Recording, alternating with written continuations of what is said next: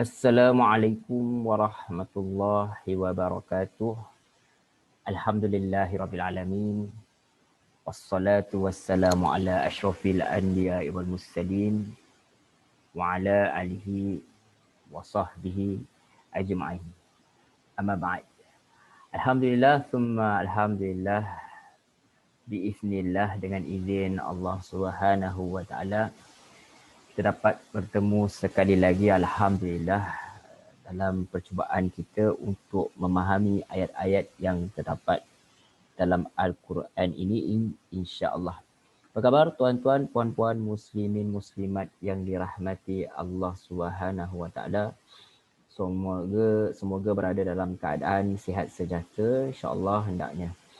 Baik, insya-Allah alhamdulillah dengan izin dia, dengan limpah kurnianya kita bersyukur kepada Allah Subhanahu wa taala kerana tanpa izinnya kita tak dapat bertemu, tanpa izinnya nak membuka kelopak mata pun kita tak mampu.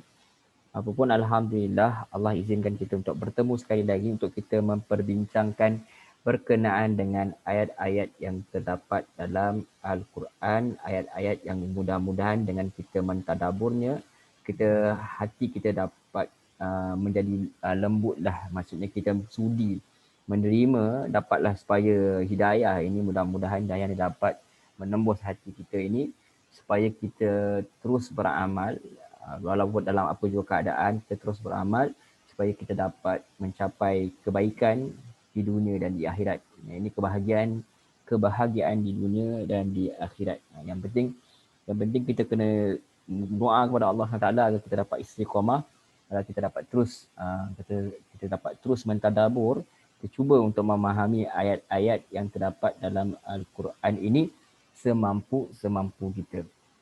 Insya-Allah. Tayyib, alhamdulillah, muslimin muslimat, tuan-tuan puan-puan, muslimin muslimat yang dirahmati Allah Subhanahu wa taala.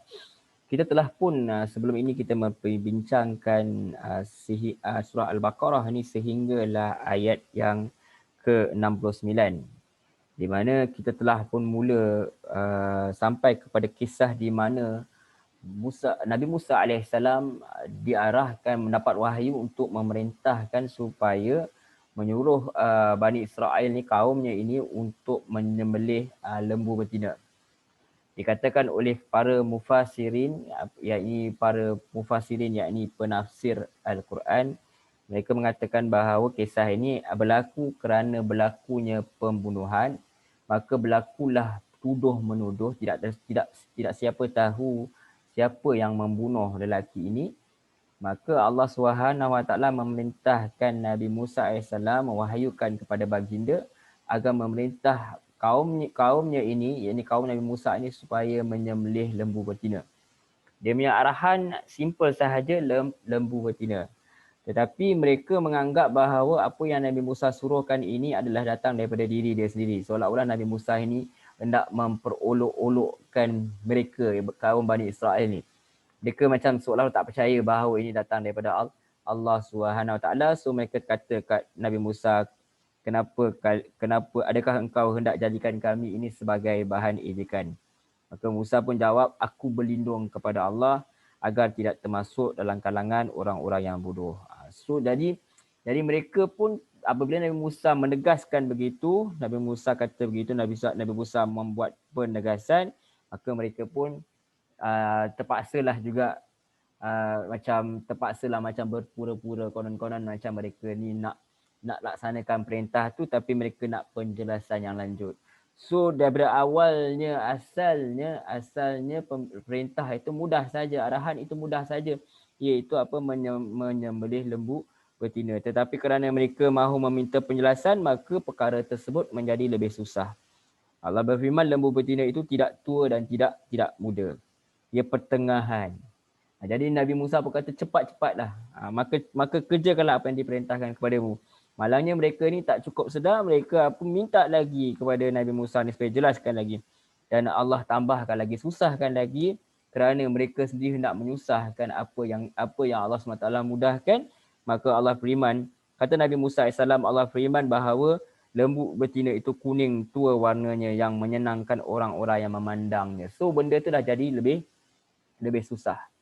Sebab tu Nabi SAW kata silap lebih kurang Mahfuz Hadi mengata tidaklah orang dulu dia musnah kerana apa? Kerana banyak ni bertanya ni. Nabi Muhammad SAW sendiri tak suka pun kalau orang terlampau tanya soalan yang bukan-bukan, terutama apabila wahyu tu masih turun. Bimbang-bimbang benda itu akan jadi lebih susah. Sebab Rasulullah tidak mahu umat dia menjadi susah. Sebab kalau susah tiba-tiba nanti tak mau buat. Kalau yang senang pun tak buat, habis tiba-tiba susah lagi-lagilah tak mau buat. Yang tu sebab tu agama ini sebenarnya mudah. Dinu yusrun. Agama ini mudah sebenarnya. Apa yang Allah SWT kurniakan turunkan kepada kita ini, kita ikut dah sungguh-sungguh, jangan tanpa banyak soal. Walaupun kita tidak mengetahui hikmahnya, kerana kita serahkan kebijaksanaan itu hanya kepada Allah SWT sahajalah yang mengetahui segala-galanya. InsyaAllah nanti kita cerita lebih lanjut tentang perkara ini.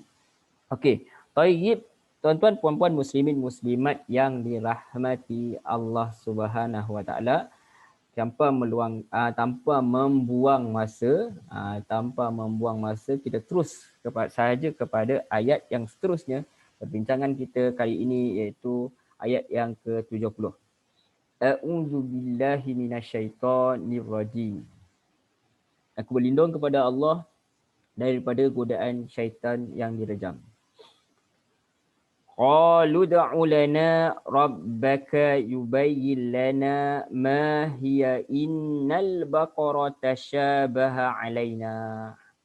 Selanjutnya Allah Subhanahu Wa Taala cerita kepada kita bahawa mereka ini berkata, yakni Bani Israel ini meneruskan lagi siri-siri penentangan dia kepada Nabi Musa AS ini, menyebabkan nanti perkara ini akan bertambah lebih susah.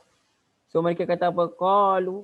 Qalu ulana rabbaka yubayyin lana ma hiya innal baqara tashabaha alaina. Sebab mereka tahu apa yang mereka buat sebelum ini menyebabkan jadi lebih susah, maka mereka pun berkata, mohonlah kepada Tuhanmu untuk kami agar dia menjelaskan kepada kami tentang itu. Sebab benda ni dah menjadikan lebih keliru sebenarnya, kerana hasil daripada mereka tanya, so mereka minta supaya Nabi Musa beri penjelasan yang lebih lanjut. Sebab dia kata apa lagi? Dia kata, wa inna, dan sesungguhnya kami, insya-Allahu la muhtadun. Dia kata apa? Sesungguhnya kami, insya-Allah akan mendapat petunjuk. Jika Allah kehendaki, nescaya kami mendapat petunjuk. Di sini seolah-olah nampak macam mereka ni dah makin lembut dah. Seolah-olah mereka tahu dah bahawa apa yang perbuatan mereka sebelum ini menyebabkan jadi lebih susah. So mereka berkata, insya-Allah kalau Allah hendak, maka kami akan dapat petunjuk. Yang itu. Jadi kita tak nak tafsir lebih-lebih, kita tak nak tadabbur lebih-lebih, kita just ingat je lah, kita ikut sahaja apa yang Allah SWT sampaikan. Maka Nabi Musa kata, qala innahu yaqulu innaha baqaratul la dhalulun tuthirul ard. Dia kata sungguhnya dia berfirman bahawa lembu betina itu tidak digunakan untuk membajak tanah. Sudah lagi susah jadinya. Wala taskil harsa, dan tidak untuk mengairi tanaman. Musallamatun, sehat pula. La syiyata fiha, tidak ada belang padanya. Jadi sebenarnya kalau kita lihat di sini, bukan tak tahulah nak kata dia lembut ke makin lembut, makin tak lembut ke, atau sebenarnya mereka masih lagi mempermainkan Nabi Musa AS ni. Tapi yang kita tahu, dia tanya lagi. Dia tanya lagi menyebabkan kali ini ultimate lah. Kalau kita lihat memang susah. Sebab kali ini bukan satu sahaja perkara yang Allah tambah, tapi Allah kata lembu betina ni belum pernah dipakai untuk bajak tanah. Tak pula tidak pula mengairi tanaman. Sehat. Dan mesti tidak ada belang. Maksudnya ini tak ada cacat cela langsung lah. Mereka kata, lepas mereka dengar perkara ini, mereka tahu perkara ini semakin susah. So mereka pun kata, qalu al'ana, sekarang, ji'ta bil haqq, engkau dapat ji'tal bil haqq, engkau dapat menerangkan dengan sebenarnya. So jadi seolah-olah kita tahu, mereka tahu bahawa apa yang mereka buat ini telah menyusahkan menyusahkan mereka, maka mereka tak berani lagi untuk buat yang macam-macam lah kalau bahasa kita. Sebab mereka tahu kalau tidak nanti confirm langsung mereka tak dapat nak melaksanakan perintah Allah ini. Seperti mana yang Allah bagi tahu kita sendiri dalam ayat 71, Apa tu Allah kata, Allah beritahu bahawa fadzabahuha wa ma kadu yaf'alun. Tu dia, selalu mereka menyembelihnya. Wa ma kadu, dan tidaklah mereka, hampir-hampir saja yaf'alun, dapat melaksanakan perintah itu. Itu dia.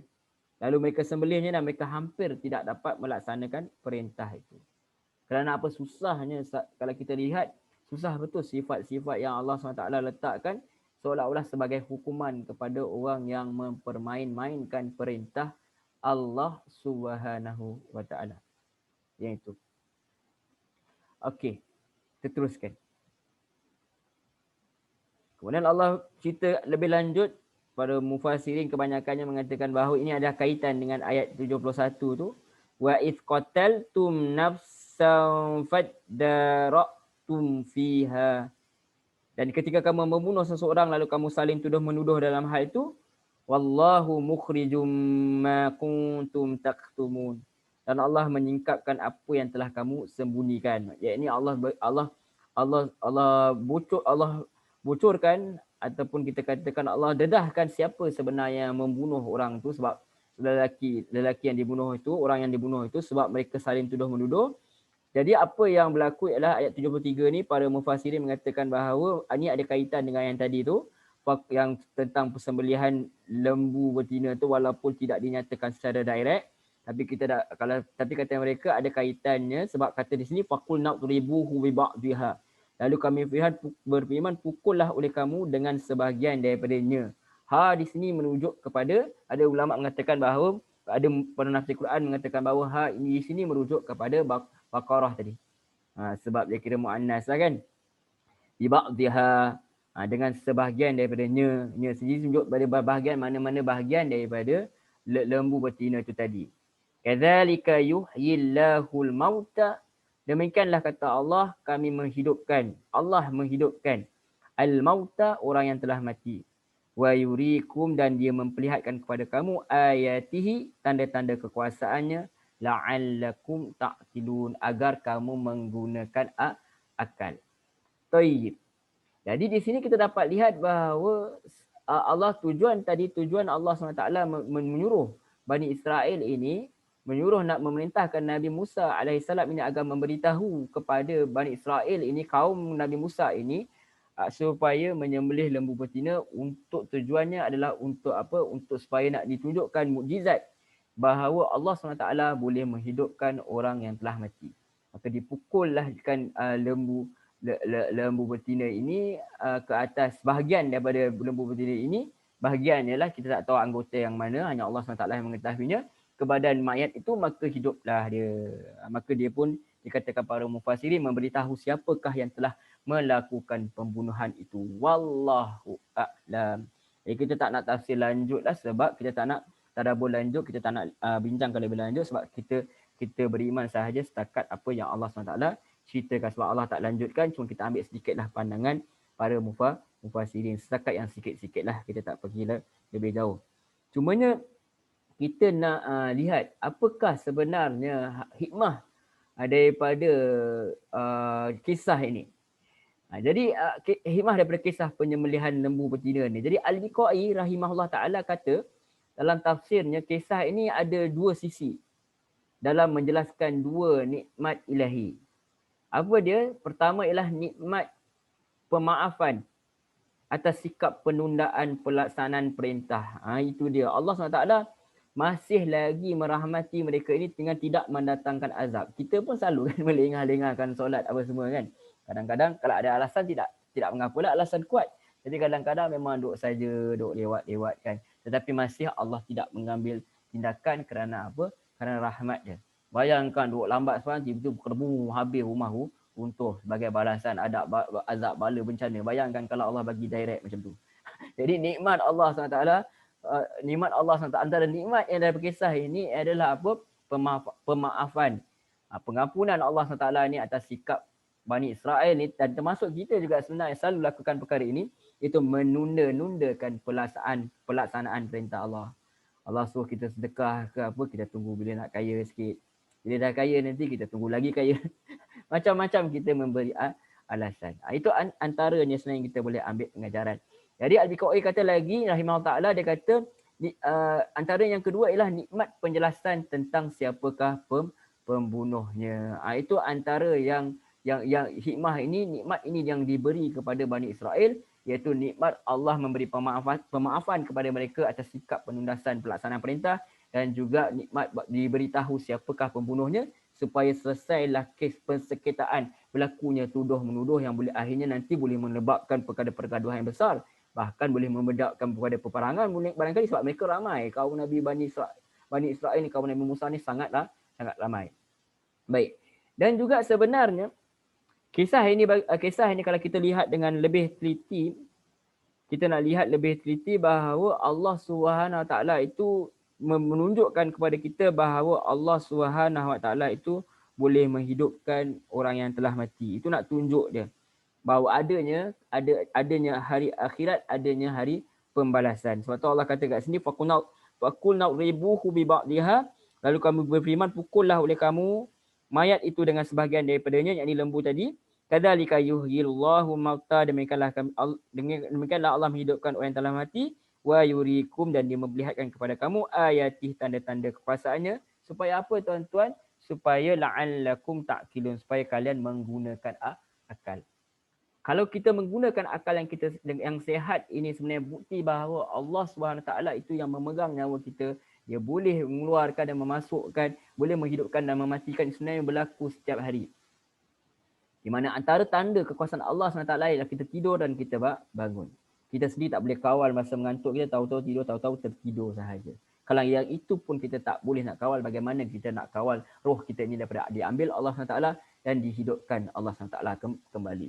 Roh kita ni sebenarnya kalau kita katakan di bawah genggaman Allah SWT sahaja. Allah buat keluar masuk macam tu sahaja. Kita tertidur pun tak boleh nak kontrol, dan bila nak bangun balik sebenarnya itu izin Allah SWT. Pasanglah alarm clock macam mana pun, pasanglah handphone macam mana pun, berbunyilah dari setengah jam pun, snooze pun, kalau Allah tak bagi bangun, tak bangun. Itu sebenarnya tanda hidup dan mati itu, tandanya Allah itu berupaya melakukan perkara tersebut berlaku setiap hari untuk orang yang mahu berfikir.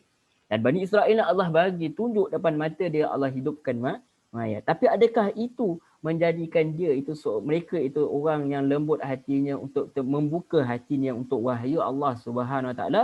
Kita lihat apa yang berlaku kepada mereka ini, insya-Allah selepas ini. Tapi sebelum tu kita nak juga lihat kepada hikmah. Kalau kita renung dengan lebih mendalam, kita tadabbur bahawa kisah ini mengajar kita bahawa ada ibadah, ada perintah Allah Subhanahu Taala yang kita tak tahu hikmah dia. Seperti apa? Seperti solat subuh, kenapa dia 2 rakaat? Zuhur, kenapa 4 rakaat? Asar, kenapa 4 rakaat? Maghrib, kenapa 3 rakaat? Isyak, kenapa 4 rakaat? Nak tak nak, kita suka tak suka, kita tahu ke hikmah dia ke, kita tahu sebab dia pun, apakah hikmah dia, apakah pengajaran, apakah kebaikan dia, manfaat dia, kita tak tahu. Tapi namun kita tetap melaksanakan perintah Allah SWT tu, sama ada kita tahu atau tidak tahu. Sebab tu kalau kita lihat macam kita berwuduk misalnya, untuk mengangkat hadas kecil. Tapi berlakulah perkara yang membatalkan wuduk tersebut. Misal kata keluar angin.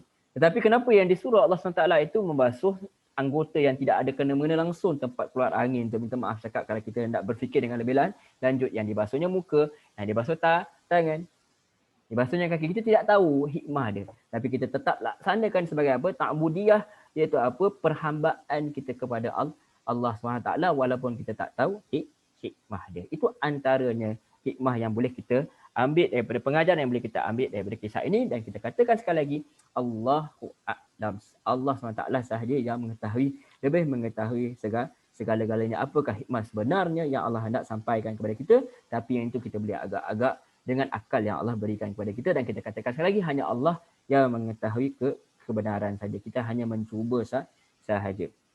Baik. Kemudian kita lihat lagi, sepatutnya kita jadi seperti siapa? Kita sepatutnya ambil pengajaran daripada kisah malaikat. Awal-awal daripada kisah malaikat. Walaupun masa mula-mula Allah jelaskan, wa isqala rabbuka lil malaikati inni ja'ilun fil ardi khalifah. Allah kata kepada malaikat, aku nak jadikan apa di muka dunia ni khalifah. Aku nak cipta khalifah. Pada awalnya malaikat ni seolah-olah nampak macam mempersoalkan. Allah ditanya, mereka tanya, apakah hikmah dia? Tapi yang menariknya kalau kita tengok semula kepada kisah itu, kita lihat pada kisah yang itu, kita kembali balik kepada itu, tuan-tuan, puan-puan boleh belik semula nanti daripada ayat 30 tu, daripada surah Al-Baqarah. Kalau kita lihat para malaikat ni, dia tanya kepada Allah SWT hikmah kenapa Allah nak menjadikan khalifah di muka bumi ni, walaupun dan sekadar ilmu mereka lihat bahawa, mereka tahu bahawa khalifah ni akan membuat kerosakan di muka bumi, menumpahkan darah semua. Sedangkan mereka ini adalah orang yang telah pun memperhambakan diri kepada Allah SWT dengan sebenar-benar perhambaan. Dan menarik sebenarnya, Allah tak cerita pun, Allah tak jelas pun hikmah dia kenapa, Allah tak bagi tahu pun. Cuma yang Allah suruh apa malaikat buat ialah Allah datangkan benda-benda, wallahu a'lam bagaimana, Allah datangkan benda-benda tu dan Allah suruh malaikat namakan je benda tu. Paparkan di hadapan mereka. Allah tak bagi tahu pun apa hikmah. Allah cuma suruh dia terangkan jelas. Belum lagi Allah tak keluar kepada Adam AS tu. Belum lagi.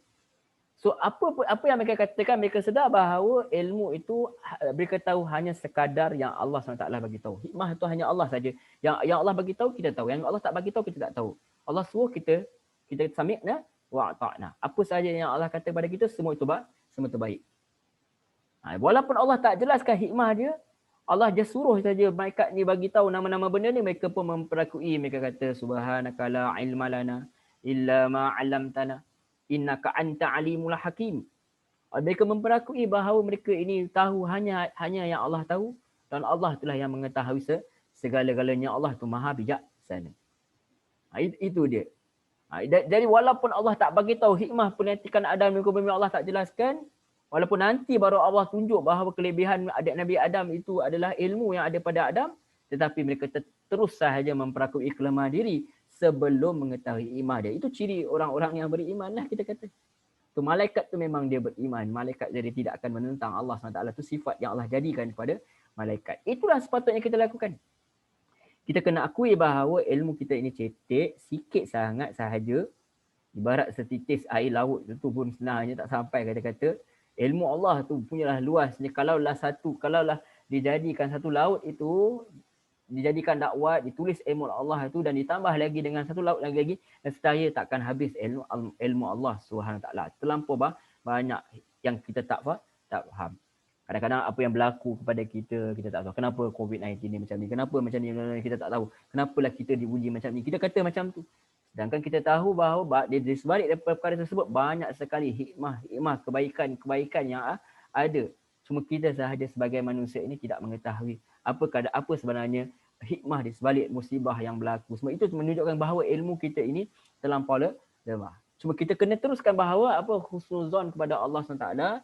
Kita bersihkan Allah SWT daripada sebarang tanggapan yang buruk, bahawa Allah SWT itu maha mengetahui segala-galanya. Allah tahu apa yang dia buat. Itu sepatutnya kita kena akui bahawa ilmu kita cetek, kita hanya tahu apa yang dia ajarkan wahyu, maka kita terima dan laksanakan apa sahaja terutamanya perintah Allah tanpa banyak soal, walaupun kita tidak mengetahui hikmahnya. Kita tinggalkan segala larangan Allah SWT walaupun kita tak tahu hikmahnya. Yang kita tahu bahawa ini pesuruhan Allah, ini larangan Allah, maka kami patuh, kami taat. Itu sepatutnya sifat orang beriman. Itu sepatutnya sifat orang bertakwa. Tadi awal-awal kita dah bincangkan, Allah dah jelaskan kepada kita apa tu takwa. Ciri-ciri orang bertakwa. Dan takwa itu dijelaskan oleh para ulama, mengatakan bahawa antaranya ialah mengurut segala perintah Allah SWT dan menjauhi segala larangannya. Wallahu a'lam. Jadi kita lihat seterusnya, ringkas-ringkas sahaja tuan-tuan, puan-puan, muslimin, muslimat yang dirahmati Allah. Jadi kalau kita lihat, adakah selepas mereka ini, Bani Israel ini melihatkan Allah telah menghidupkan orang yang telah mati di hadapan mereka ini, hati mereka terbuka dengan wahyu Allah SWT. Malahnya kita lihat Allah SWT mengatakan bahawa ayat 74, "Tsumma qasat qulubukum min ba'di dzalik." Kemudian menjadi keras jantung hati mereka. Min ba'di dzalik, selepas kejadian itu. Fahiya kal hijarah, maka dia seperti batu. Batu tu keras tuan-tuan. Au asyaddu qaswah, ataupun lebih keras daripada daripada itu. Malangnya apabila mereka melihat sendiri di hadapan mereka ni Allah SWT dengan perantaraan Nabi Musa AS yang mengetuk memukul bahagian daripada lembu tadi, lembu betina yang disembelih tadi, maka hiduplah mayat itu. Mereka dapat lihat depan mata. Wallahu a'lam macam mana lepas tu sama ada mati ke apa, lepas tu ada mufassir mengatakan lepas tu dia mati, lepas dia dah cerita tu, itu tak diceritakan lanjut. Yang lebih penting ialah dah ditunjukkan, dipaparkan depan Bani Israel, kaum Nabi Musa pada zaman itu, bahawa dihidupkan orang yang telah mati, tetapi ya perkara tersebut, perkara ajaib tersebut tidak memberi kesan kepada hati dia. Yang kita nyatakan tadi, perkara ajaib ni kadang-kadang sekejap saja dia memberi kesan. Kalau tidak kita benar-benar beriman kepada Allah SWT, sama ada kita nampak atau tidak Allah SWT, sama ada kita nampak atau tidak kekuasaan Allah SWT. Jadi kalau kita membuka hati kita, jantung kita ini untuk kepada Allah SWT, pasti Allah akan memberikan penjelasan. Pasti kita akan mendapat ketenangan bahawa tanda-tanda kekuasaan Allah itu sebenarnya banyak sekali. Kerana seperti mana kita jelaskan sebelum ini tanda kekuasaan Allah itu ada dalam diri kita ni, kalau kita mahu memikirkan perkara tersebut.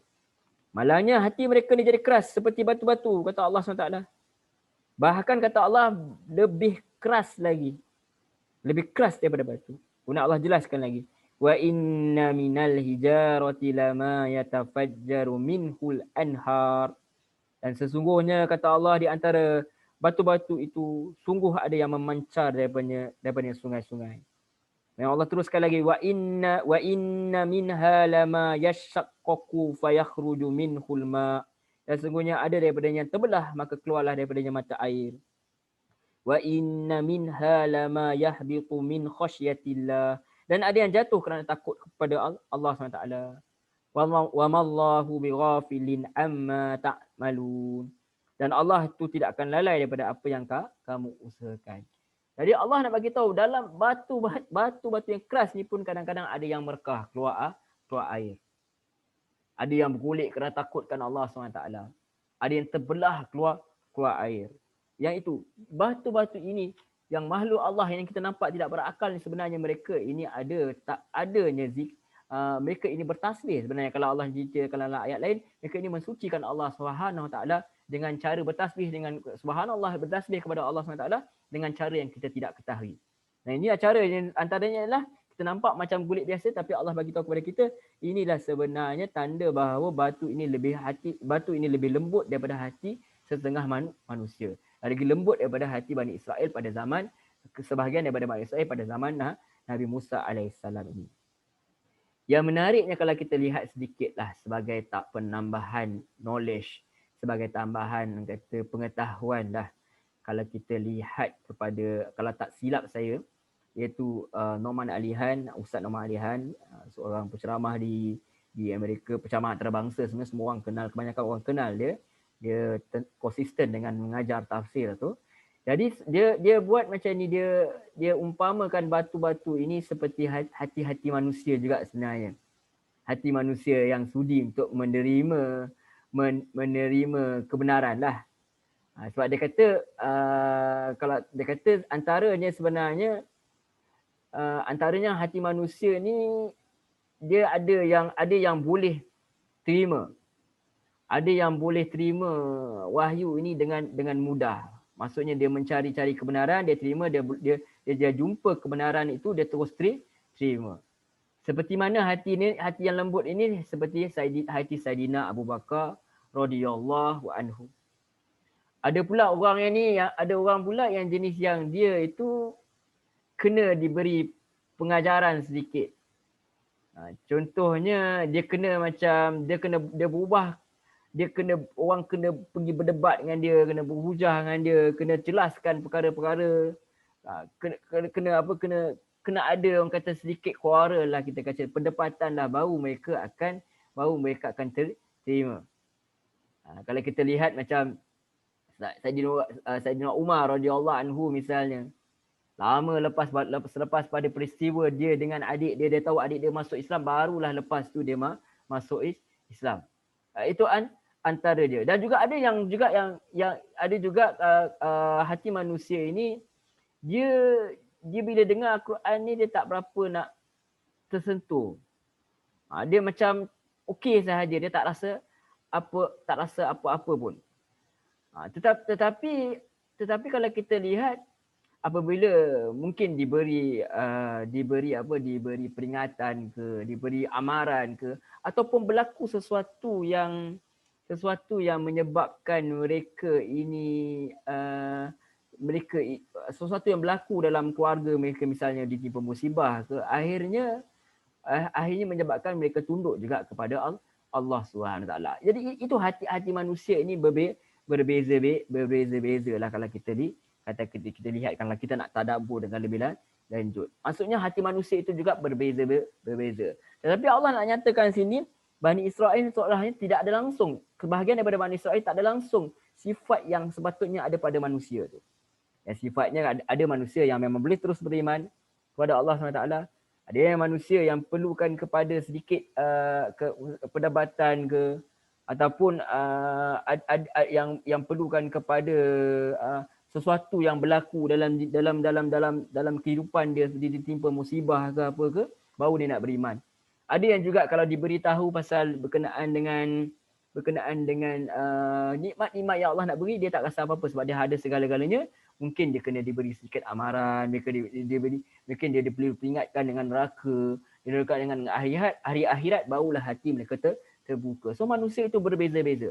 Tetapi malangnya Bani Israel ini tidak ada pada mereka, ini yang pada zaman Nabi Musa AS ni, sebahagian daripada mereka tidak ada pada mereka perasaan itu walaupun sedikit. Mereka dah lihat pun bukti bahawa Allah SWT itu boleh melakukan perkara-perkara yang luar biasa, yang mencari adat, tetapi mereka masih lagi tidak mahu beriman kepada Allah SWT. Bahkan Allah kata hati mereka menjadi keras seperti batu, bahkan lebih keras lagi. Wallahu a'lam. Kemudian Allah kata apa? Wa inna minha lama yahbitu min khasyatillah. Dan sesungguhnya daripadanya ada batu tu yang jatuh kerana takut pada Allah. Wa mallahu bighafilin amma ta'malun. Dan Allah tu tidak akan lalai daripada apa yang kamu lakukan, apa yang kamu usahakan. Jadi Syekh Sa'di rahimahullah ta'ala jelaskan bahawa apabila Allah menjelaskan ayat ini, bermaksud bahkan Allah sangat mengetahui. Allah tahu, Allah hafal, baik kecil maupun besar. Allah ingat, baik kecil maupun besar, dan kalian akan diberi balasan atas perbuatan kalian dengan balasan yang paling sempurna dan paling penuh. Itu antaranya. Kalau kalian masih lagi, Allah tahu bahawa kalian ini memperolok-perolokkan agama Allah pun, apa yang ada dalam hati, apa yang kamu buat di depan manusia, di belakang manusia, Allah tahu sebenarnya, maka Allah bagi warning. Allah kata apa? Allah tahu. Allah takkan lengah terhadap apa sahaja yang kalian kerjakan. Yang itu. Wallahu a'lam. Kita terus kepada ayat 75. Sikit lagi tuan-tuan, puan-puan muslimin muslimat yang dirahmati Allah. Baik, afatatma'una ay yu'minu lakum. Adakah kamu sangat berharap bahawa mereka akan percaya kepada kamu? Kali ini Allah perhatian Allah adalah kepada orang mukmin itu sendiri pada zaman ini, terutamanya pada zaman mana pun. Tadi Allah bagi tahu direct kepada Bani Israel, ni Allah addresskan kepada nyatakan kepada, sampaikan kepada, menunjukkan kepada wahyu ini kepada orang-orang mukmin yang ada sekeliling orang-orang Yahudi ini. Allah kata afatatma'una ay yu'minu lakum. Ini pada zaman Rasulullah SAW. Adakah kamu sangat berharap bahawa mereka akan percaya kepada kamu? Wa qad kana qaribum minhum yasma'una kalam Allah. Dan sungguhnya telah ada segolongan rahib daripada mereka yang mendengar firman Allah SWT. Thumma yuharrifunahu. Kemudian mereka menyelewengkan min ba'di setelah apa yang ma'aqaluh, mereka fahamnya. Wahum ya'lamun. Padahal mereka mengetahuinya. Di sini Allah sedikit memperingatkan. Allah menegur umat Islam lah pada zaman Rasulullah, kaum muslimin. Zaman Rasulullah ni supaya apa? Supaya jangan mudah terpedaya dengan olok-olok dan tipu daya orang Yahudi ni. Nampak mereka ni seperti alim ulama, nampak mereka seperti ni mengikut kitab dia. Dan jangan terlampau menaruh harapan banyak sangat. Allah tanya, adakah kamu masih tamak. Kalau tafsir Misbah ni digunakan perkataan ni, dia kata yakni mengharapkan amat sangat atas sesuatu yang bukan pada tempatnya. Bahawa mereka akan percaya kepada kamu, yakni mengakui kerasulanmu dan kebenaran akan kamu kepada Rasulullah, wahai kaum muslimin. Ini menurut pengarang tafsir Misbah, Pak Suhash Qurash ni, tidak wajar kata beliau, dia tulis ni, wajar engkau berharap terlalu banyak daripada mereka. Mengharap atau tamaklah istilah ayat di atas hanya wajar menyangkut atas apa-apa yang kira ada dalam kemampuannya. Jadi kalau mengharap sesuatu yang berada di luar kemampuan, menurut penulis tafsir ni, maka engkau merugikan diri sendiri, bahkan merugikan orang lain. Engkau, wahai Muhammad, dan umat Islam takkan mampu meyakinkan orang-orang Yahudi itu.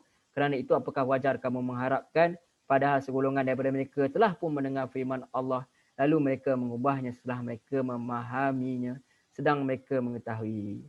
Di sini sebenarnya memang kita ketahui bahawa Nabi Muhammad SAW memang kalau boleh dia nak semua umat manusia ni beriman kepada Allah SWT.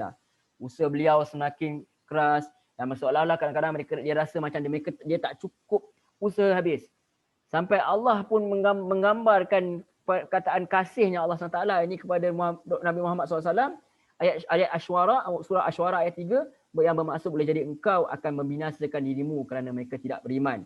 Seolah Allah kata jangan kamu buat macam ni, sebab hidayah itu adalah milik Allah SWT. Bukan maksudnya Allah SWT kata berhentilah berdakwah kepada kaum-kaum ini. Rasulullah tak pernah berhenti berdakwah. Dan kita pun tidak boleh berputus asa dengan mereka. Cumanya jangan bagi penumpuan yang lebih sangat sampai kita rasa macam kita ni, sampai tak ada kerja lain lah kita nak buat dah. Sampai seolah-olah kita kata ini je sahajalah kita buat dan kita sedih sangat kalau orang tak nak ikut kita. Sedangkan hidayah itu milik Allah. Dan ini juga sebenarnya pengajaran juga kepada siapa kadang-kadang kawan-kawan kita yang mu'alaf, dia dah cuba usaha selaya upaya untuk panggil ibu dan ayah dia, ataupun kawan-kawan yang rapat dia untuk kembali kepada Islam, ataupun ada antara orang yang antara mereka yang masuk Islam yang murtad, dia rasa sedih misalnya terlampau sangat, kita hanya boleh berikhtiar, tapi kita tak boleh nak buat lebih, kita tak mampu nak ubah hati manusia. Apatah lagi yang mereka ini pada Yahudi ini pada zaman Rasulullah ini, mereka ini memang menentang Rasulullah SAW. Jadi Allah datangkan ayat ini supaya umat muslimin ini berhati-hati dengan kepura-puraan dan tipu daya orang Yahudi ini. Wallahu a'lam. Kemudian Allah SWT melanjutkan lagi bahawa rupanya di kalangan orang Yahudi ini juga ada orang munafik dari kalangan mereka berpura-pura beriman, sedangkan sebenarnya mereka tidak beriman.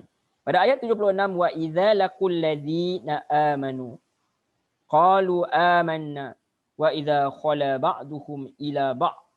Dan apabila mereka bertemu orang-orang yang beriman, mereka berkata kami telah beriman. Wa idza khala, dan apabila mereka telah kembali sebahagian daripada mereka, ba'duhum ila ba'd, sebagian mereka kepada sebagian lain, qalu atuhadditsunahum bima fatahallahu alaikum. Mereka berkata, patukah kamu menceritakan pada mereka, yakni pada muslimin dengan apa yang telah diterangkan Allah ke atas kamu. Jadi apa yang berlaku ialah ada sebahagian daripada Yahudi ni memang keras. Pada zaman Rasulullah ni memang menentang Rasulullah itu, kena menolak wahyu itu secara terang-terangan. Walaupun mereka tak boleh guna kekerasan, sebab apa ketika itu Nabi Muhammad SAW itu telah menjadi ketua negara, so mereka tidak ada kekuatan yang untuk menjatuhkan Rasulullah SAW. Tetapi mereka tidak menerima Islam itu secara jelas-jelas. Namun ada juga antara mereka, orang Yahudi ini yang berpura-pura masuk Islam. Jadi mereka ni selalu duduk depan dengan orang muslimin ni, mereka kata kami dah beriman.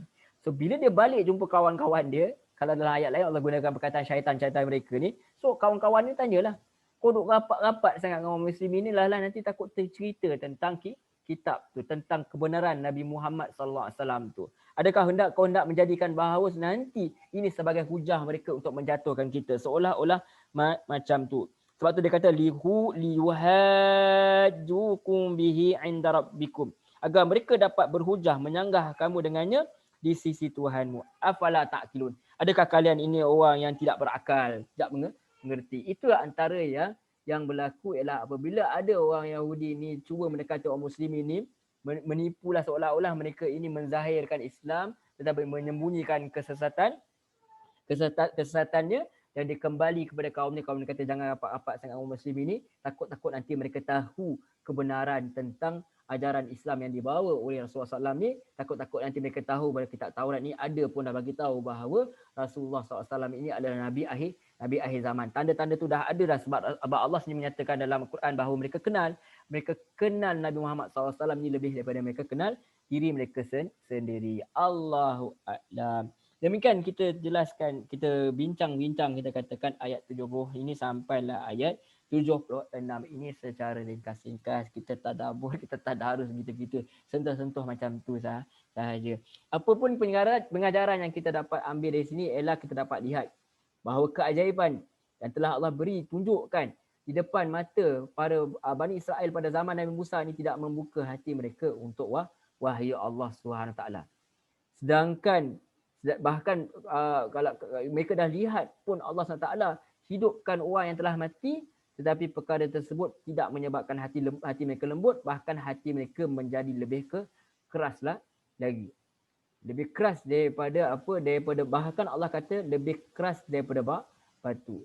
Itu yang berlaku kepada Bani Israel ini. Sedangkan Allah SWT kata batu itu, sekeras-keras batu itu ada yang mengalir, ada yang takut jatuh kerana takut Allah, ada yang merekah mengalir air, ada yang terbelah mengalir mata air. Maksudnya sekeras-keras batu itu masih lagi lembut, masih lagi boleh menerima kebenaran lah, kita kata masih lagi jatuh kerana takut kepada Allah SWT. Seperti mana Allah berfirman dalam surah Al-Hashr ayat 21, di mana Allah berfirman, surah Al-Hashr, Allah berfirman, "Lau anzalna hadzal Qur'ana 'ala jabalin la ra'aitahu khashi'an mutasaddian min khasyatillah." Kalau sekiranya andainya kami turunkan Al-Quran ini kepada sebuah gunung, pasti kamu akan melihatnya tunduk, terpecah belah disebabkan ketakutannya kepada Allah. Watilkal amthalu nadribuha linnas. Dan inilah perumpamaan ini, contoh ini adalah kami buat kepada manusia, la'allahum yatafakkarun. Agar kami buat manusia itu, kami buat untuk supaya kami buat manusia itu supaya mereka dapat berfikir. Itu yang Allah jelaskan daripada surah yang lain.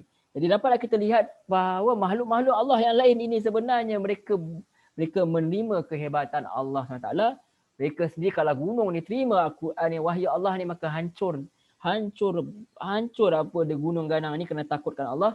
Tapi kita apabila dengar Al-Quran, malangnya kalau malangnya apabila kita mendengar Al-Quran, kita tak rasa apa-apa. Bani Israel ni, Yahudi ni pada zaman Rasulullah, mereka mendengar Rasulullah menyampaikan Al-Quran, hati mereka tak jadi apa-apa, selamba sahaja, bahkan menentang. Jadi kita kena muhasabah diri kita apabila orang menceritakan berkenaan Al-Quran, berkenaan tadabbur Al-Quran, berkenaan tafsir Al-Quran, dan perkara itu bertentangan dengan kita, bertentangan dengan nenek moyang kita, adakah kita sudi untuk mengubah perkara tersebut, atau hati kita keras seperti batu, atau lebih keras daripada batu. Itu sebenarnya yang kita kena fikirkan, renung-renungkan. Sepatutnya kita sebagai pelajar Al-Quran, sudilah kita menerima ajaran wahyu ini dengan sepenuhnya, dengan sempurnanya, dan kita sudi berubah apabila kita lihat Al-Quran ini, perintah Allah ini bertentangan dengan nafsu syahwat kita, bertentangan dengan amalan nenek moyang kita, kita sudi merubahnya kerana kita hendak taat, kita hendak patuh kepada Allah SWT ini dengan sebenar-benar perhambaan,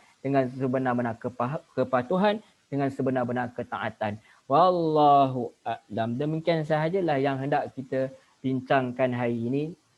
Ini secara ringkas-ringkas. Mudah-mudahan Allah SWT memberi kita kefahaman. Dan yang lebih penting adalah bukan sekadar faham, Allah beri kita kekuatan untuk mengamalkan ajaran Allah SWT dan menjauhi segala larangannya. Kita ikut segala perintahnya, jauhi larangannya. Semoga kita dikurniakan, dijadikan orang yang bertakwa kepada Allah SWT. Seperti biasa, kita katakan kalau ada salah dan silap tu, maafkanlah, tinggalkanlah mana yang salah. Kalau tuan-tuan boleh ada pandangan yang lebih tepat, tuan-tuan boleh tegur, tuan-tuan boleh letak dalam komen, tuan-tuan boleh tegur saya.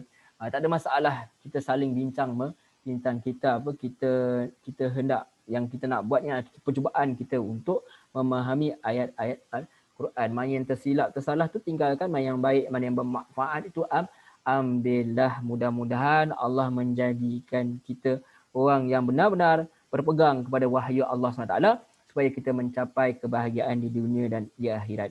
Tayyib, hadza huwa insyaallah yakfi fi hadzal yaum, cukup dulu untuk hari ini. Mudah-mudahan kita dapat jumpa lagi insyaallah apabila di masa hadapan. Mudah-mudahan Allah izinkan, Allah beri kekuatan. Apapun jaga diri baik-baik. Mudah-mudahan Allah SWT sentiasa memelihara, sentiasa menjaga kita semua, sentiasa memberikan taufik dan hidayahnya kepada kita dan angkatlah segala wabak penyakit bala bencana yang ada di kalangan kita ini. Amin ya rabbal alamin. Kita tutup dulu dengan tasbih kafarah. Subhanakallahumma wa bihamdik asyhadu alla ilaha illa anta astaghfiruka wa atubu ilaik. Wassallallahu ala Muhammad wa ala alihi washabihi wasallam. Walhamdulillahi rabbil alamin. Wassalamualaikum warahmatullahi wabarakatuh. Terima kasih banyak tuan-tuan, puan-puan, muslimin muslimat yang dirahmati Allah.